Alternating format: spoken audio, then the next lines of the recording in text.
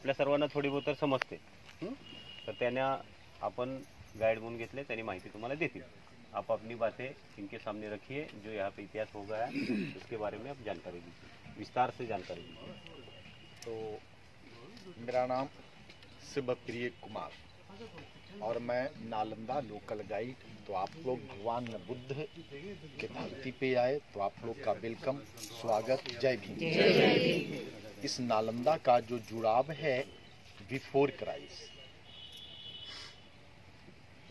भगवान बुद्ध से जुड़ाव है। आज से 2600 साल पहले, बिफोर क्राइस्ट का मतलब हो गया 2600 साल पहले, 600 BC, पूरे एशिया महाद्वीप में 3 विश्वविद्यालय थी, और जो 3 विश्वविद्यालय थी तीनों बौद्ध विश्वविद्यालय थी।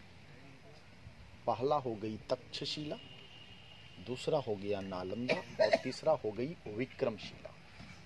तो तक्षशिला पाकिस्तान रावलपिंडी, नालंदा हम लोग जिस स्थान पे हैं वो नालंदा, और विक्रमशिला बिहार भागलपुर कहलगांव। तो सबसे ओल्ड यूनिवर्सिटी तक्षशिला, तो वो हीनयान के लिए फेमस, नालंदा महायान के लिए फेमस, विक्रमशिला तंत्रयान वज्रयान के लिए फेमस। तो नालंदा 2 शब्दों के मेल से बना, और वो शब्द पाली लैंग्वेज, नालम प्लस दा, नालंदा। तो नालम मीन्स लोटस फ्लावर, कमल का फूल, जो ज्ञान का प्रतीक माना जाता है, और दा मीन्स देना। तो जो स्थान ज्ञान को देता था उस स्थान का नाम नालंदा हो। दूसरा फिर पाली में है न अलम ददाती इति नालंदा, न अलम ददाती इति नालंदा। इसका अर्थ हुआ जहाँ ज्ञान देने का न कोई अंत हो उसे नालंदा कहा गया। अलम मतलब अनंत होता है, जिसका कोई अंत नहीं। तो चीन के यात्री हुएनसांग और इत्तसिंग 7वीं शताब्दी में वो आए। वो परिभ्रमण के लिए आए थे। 14 वर्ष वो भारत में रहे, 5 वर्ष नालंदा में रहे, 4 वर्ष छात्र जीवन और 1 वर्ष टीचर जीवन। लेकिन इनसे भी पहले आए थे फाहियान 500 AD में, 5वीं शताब्दी में। वो भी चीन के थे, जो नालंदा के छात्र थे। तो हुएनसांग एक बुक लिखा, उस बुक का नाम है सी यू की, जिसको हम लोग हिंदी में बोलेंगे भारत यात्रा। उसमें उन्होंने लिखा कि नालंदा उत्तर से दक्षिण 7 माइल लंबा, पूरब से पश्चिम 3 माइल चौड़ा। किलोमीटर में कर देती हैं तो 10/5 यानी 50 स्क्वायर किलोमीटर में यूनिवर्सिटी थी।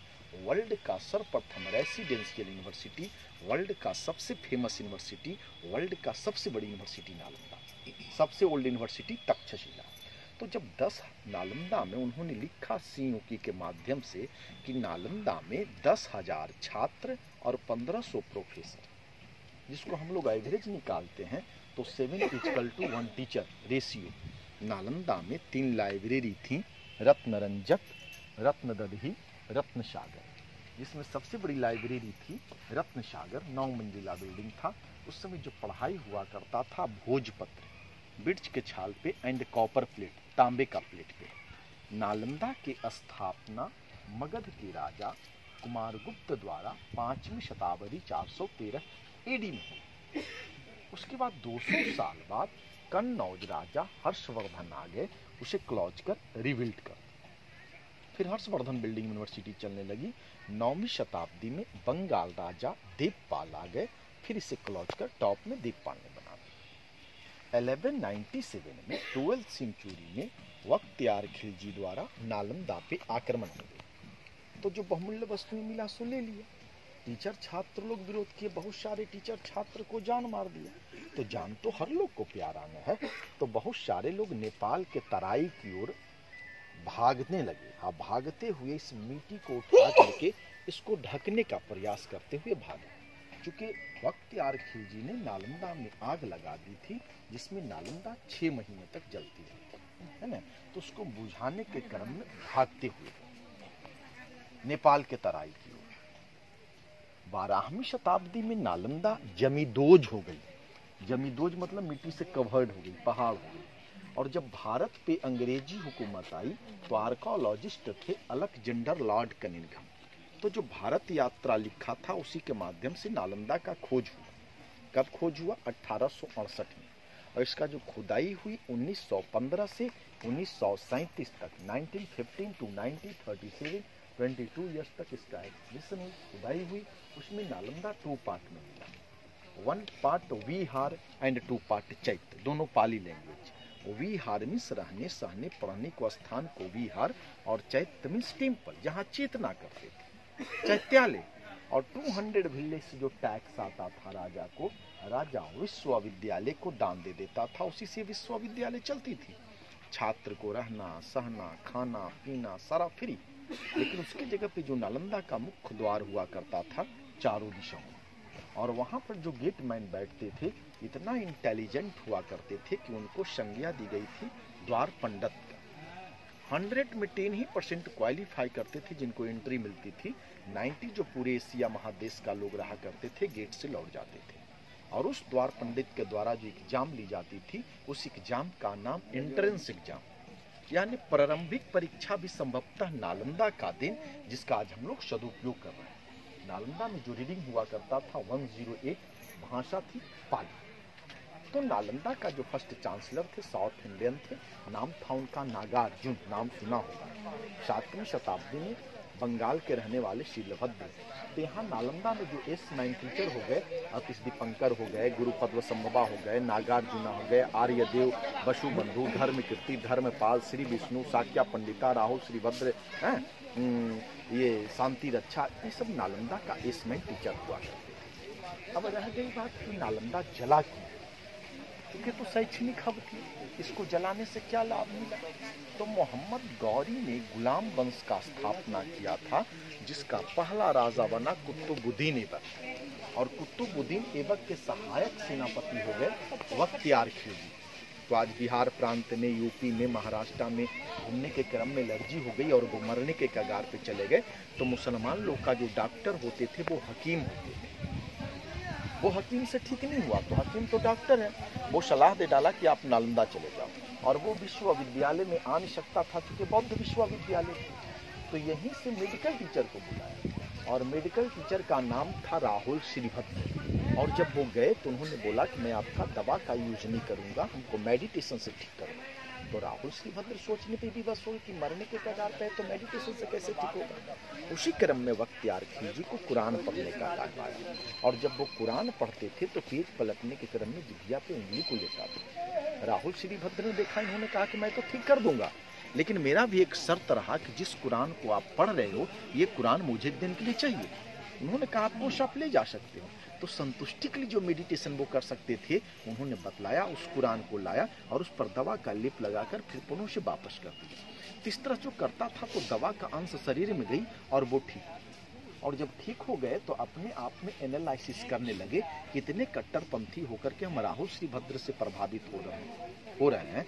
तो मे भी पूरे एशिया महादेश में बौद्ध फैला हुआ है, तो मे भी कहीं न कहीं बौद्ध न इस्लाम न कन्वर्ट हो जाए बौद्ध में, तो इस्लाम ही समाप्त हो जाए।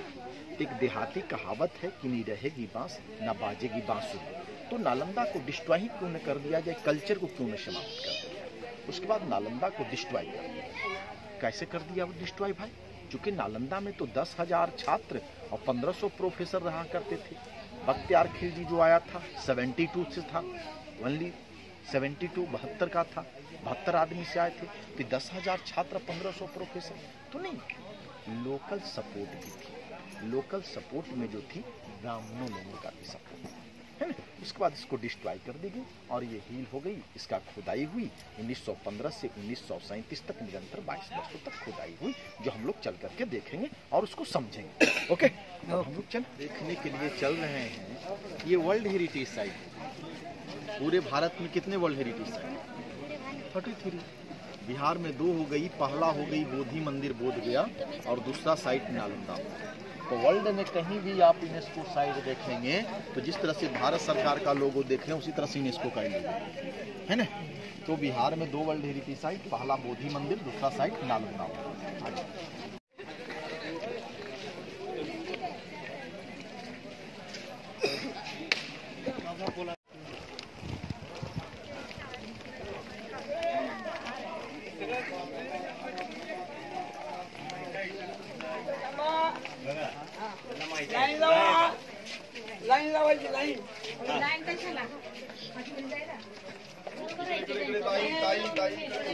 जो गुप्त पीरियड में जो स्थापना हुई कुमार गुप्त के द्वारा, वो धरती के नीचे हो गई, जो आगे चल के दिखाएंगे। 7वीं शताब्दी आई, इसको भर करके फिर न्यू बिल्डिंग हर्षवर्धन ने बनाया। 9वीं शताब्दी आई, फिर इसे भर करके इसके ऊपर देवपाल। तो 3 काल हो गई, 9वीं, 7वीं, 5वीं। उसमें जो मटेरियल थी, चून, सुर्खी, उड़द दाल, गुड़, बालू, बेल, गन्ने का रस। अभी अभी मैंने बोला नालंदा 10 किलोमीटर बाई 5 किलोमीटर खुदाई हुई, 1 किलोमीटर बाई 1 किलोमीटर, तो मुख्य द्वार नहीं ना मिलेगा, क्योंकि 10 बाई 5 का खुदाई होगा तो ना मुख्य द्वार मिलेगा। तो इसे काट कर इस दीवार को न्यू गेट भारतीय पुरातत्व विभाग द्वारा बनाई गई है ना। आगे चलो, म्हणजे याचं गेट मिळालं नाही आणखी, हे बरोबर आपलं खोदकाम झाल्यानंतर 50 किलोमीटर वर खोदल्यानंतर काय खोदकाम करायला गव्हर्नमेंटला वेळ नाही. जेवण सगळे बौद्ध आणि आज मैंने 10 जितना चौसा जी में कोई मोबाइल फुल हो जाना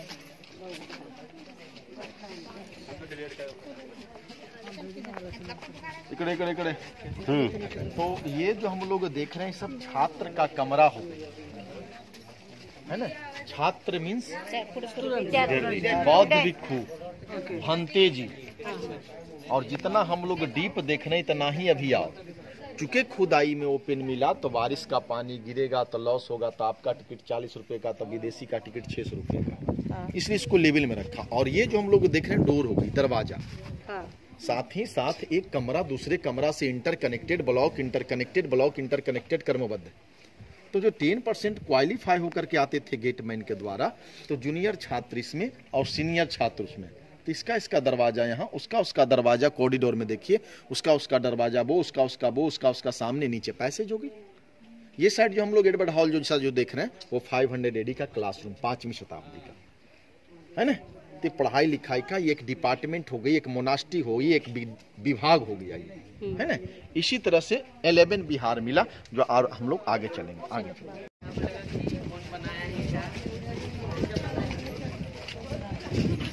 के बीच में ओपन पैसेज, हर एक 2 बिल्डिंग के बीच में आने जाने का रास्ता। और इसी में कि हिंदी मूवी शूट हुई थी जॉनी मेरा नाम, देवानंद हेमा मालिनी का, ओ मेरे राजा ओ मेरे रानी, जिसमें हम लोग चल रहे हैं। उसके बाद से भारत सरकार शूट करना सिनेमा यहाँ बंद कर दी।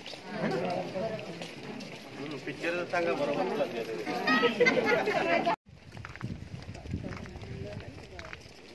काय बौद्ध संस्कृती आहे बाप.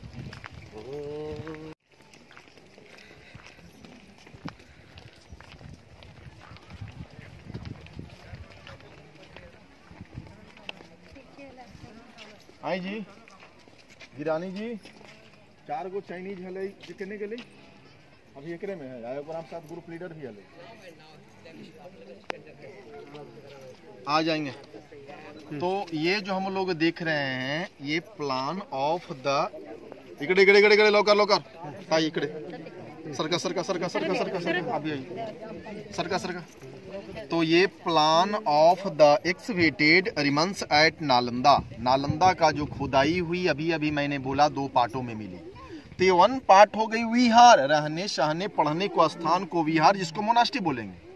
और दूसरा साइड हो गई चैत्यस, चैत्यस मीन्स टेम्पल, मंदिर। तो 1 किलोमीटर में 4 मंदिर मिली, 1 2 3 4 बुद्ध मंदिर। तो ये जो हम लोग देख रहे हैं स्तूपा, तो नेट पे, बुक में, टीवी पे नालंदा के नाम पे इसी का पिक्चर देखेंगे।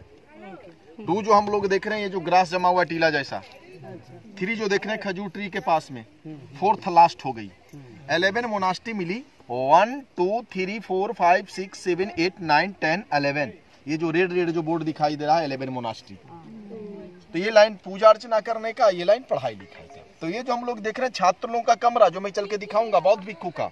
यहाँ पे बुद्ध का पिक्चर, यहाँ प्रज्ञा पारमिता, कोटी आर्ट, यहाँ पे टीचर, यहाँ पर स्टूडेंट्स।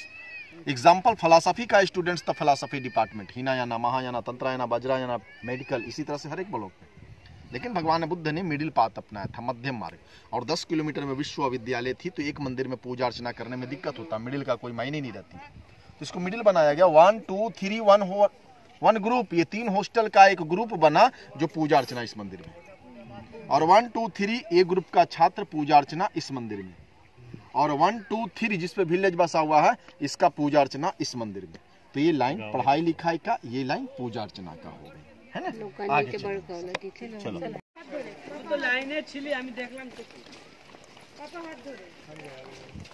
तो ये जो हम लोग देखने चल रहे हैं विहार संख्या 1, इसी तरह से ये जो लाल लाल जो बोर्ड दिखाई दे रहा है 11 विहार मिला है, जो हम लोग इस विहार को देखें।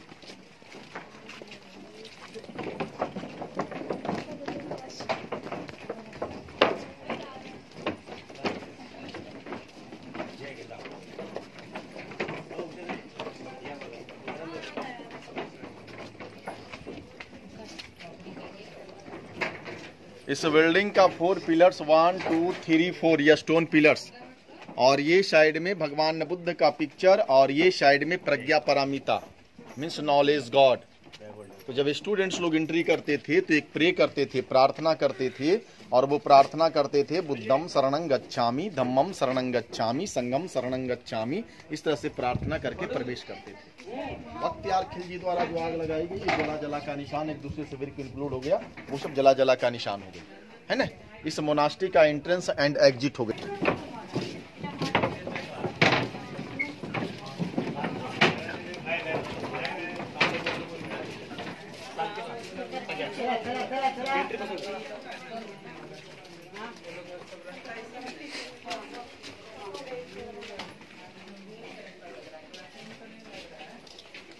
कैसा थे देखो, वो उनको समझ में आ गए। पट पट पट पट पट पट। हाँ, ये तो इसके में आ जाइए, लात मारिए, है ना, बोलो। इसके नीचे 5वीं शताब्दी का कमरा, 5वीं शताब्दी में छात्र लोग रहते थे। 7वीं शताब्दी आई, इसको भर करके फिर न्यू बिल्डिंग यहाँ से लेकर के जो वृत्त दिखाई दे रहा तो हर्षवर्धन ने बनाया, तो हर्षवर्धन का दरवाजा हो गया, तो हर्षवर्धन में रहने लगे छात्र। 9वीं शताब्दी आई, फिर ये क्लॉज हो गई, तो ये जो देख रहे हैं देवपाल ने बनाया था, तो 9वीं शताब्दी का दरवाजा हो गया। एक कमरे में एक छात्र थे, हिम सेल्फ बुक्स ये साइड में, भंते जी का चीवर वो साइड में, है ना। ये इतनी मोटी मोटी दीवार, नेचुरल एयर कंडीशन, ठंडा के दिन में गर्म, गर्म के दिन में ठंडा। इसके ऊपर आर्च बिल्डिंग थी जो आगे में देखिएगा आप लोग, इसमें 34 कमरा है, तो 34 छात्र हो गए। अब एग्जाम्पल इसमें महायाना का स्टूडेंट्स, तो महायाना डिपार्टमेंट हो गई। इसी तरह से अलग अलग बिहार में अलग अलग सब्जेक्ट का विषय का पढ़ाई हुआ करता था। आगे कुणी पाय आपटू नका. चला पुढे ये.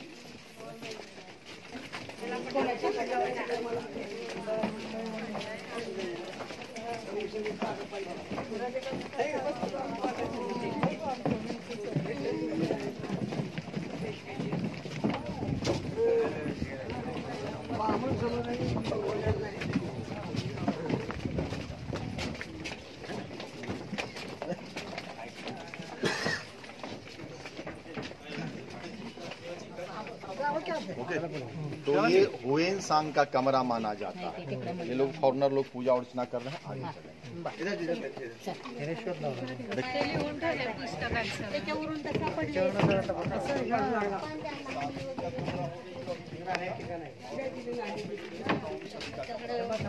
एक के ऊपर एक बनते गया, ये कोठी आठ हो गया, ये आंगन हो गई। ये पढ़ाई लिखाई का जस्ट लाइक गुरुकुल, है ना। पेड़ के छांव में लोग गुरुजी बैठ जाते थे, चेला चपाटी को पढ़ाते थे, तो जस्ट लाइक गुरुकुल। तो 5वीं सदी में गुरुजी यहाँ पर बैठते थे और इस ब्लॉक का 34 छात्र नीचे। 7वीं सदी में गुरुजी यहाँ पर बैठते थे, छात्र यहाँ। 9वीं सदी आई, गुरुजी वहाँ चले गए, वो जो ब्लैक जो देख रहे हैं गुरुजी वहाँ, छात्र यहाँ। तो 9वीं 7वीं 5वीं ये पढ़ाई लिखाई का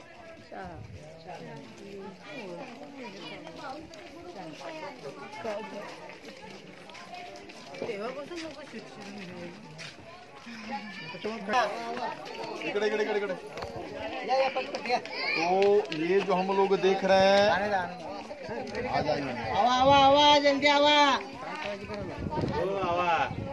तो ये जो हम लोग देख रहे हैं मंदिर, ये 5वीं सदी का मंदिर हो गई। यहाँ पे भगवान बुद्ध का पिक्चर था ब्लैक स्टोन में, जो म्यूजियम में। इसी गेट के पास में जो हम लोग पत्थर देख रहे हैं ये माइका, और उस गेट के पास में जो पत्थर देख रहे हैं माइका स्टोन। ये 3 हॉल 2 3 ये कवर्ड रहता था कॉपर प्लेट से, तांबे का प्लेट से। सूर्य की किरणें को ऑब्जर्व करता था, एकत्रित करता था, बुद्ध मंदिर को प्रकाशित किया जाता था, उस हाउस को प्रकाशित किया जाता था। क्योंकि उस जमाने में इलेक्ट्रिसिटी थी ही नहीं, उसी में आज कुछ नई टेक्नोलॉजी डाल दिया, उसको हम लोग सोलर बोलते हैं। तो देख लीजिए रिफ्लेक्शन होता है ना, होता है ना। अब भाई कहीं आदमी को दिखाइएगा सर जी, रिफ्लेक्ट हो रहा है। आप लोग देखिए तो वहीं से पानी पीते थे। और ये जो दो स्टोरेज रूम, अन्न भंडारण और वो वाटर व्हील, कुआं।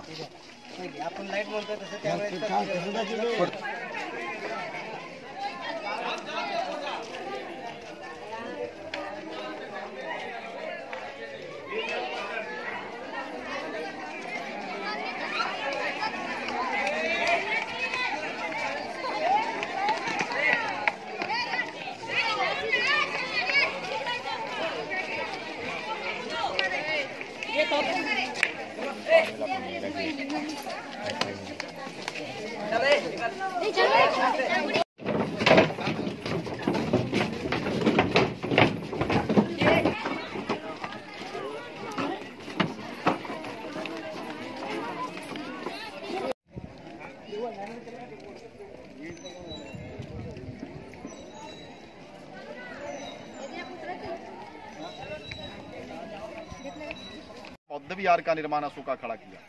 उसमें मात्र केवल बौद्ध भिक्षु लोग रहने लगे। वो दो काम, एक काम पठन पाठन, दूसरा बौद्ध धर्म प्रचार प्रसार। अब बुद्ध के 1000 साल बाद ये मगध थी, 16 जनपद, जिसमें सबसे समृद्धशाली जनपद ये मगध थी। और जब मगध प्रशासन कुमार गुप्त को आया तो उन्होंने देखा ये तो बौद्ध विहार है, इसको कन्वर्ट कर दिया महाविहार में, यानी यूनिवर्सिटी बना दी। तो 10 वाईफाई में फैल गया। तो ये जो हम लोग ऊंचा ऊंचा जो देख रहे हैं, ये सारी पुत्र स्तूप हो गई, यानी सारी पुत्र को अस्थि को रख करके स्तूप बनी है। 7 टाइम में बना, 4 अंडरग्राउंड, एक लोकल, 2 मॉन्क, सम्राट अशोक वो धरती के नीचे। और ये जो हम लोग सीढ़ी देख रहे हैं जहाँ से वृक्ष का निर्माण हुआ है, वहां तक कुमार गुप्त वही वृक्ष जो लास्ट हुआ हर्षवर्धन टॉप में देख पाए। और जिस तरह से हम लोग ठाकुरबाड़ी मंदिर, मस्जिद, गुरुद्वारा में मन्नतें मानते हैं, उसी तरह जो बौद्धिस्ट लोग सारी पुत्र के समीप जो मन्नतें मानते थे, तो छोटी छोटी सी मनौती स्तूप बना दिया करते थे।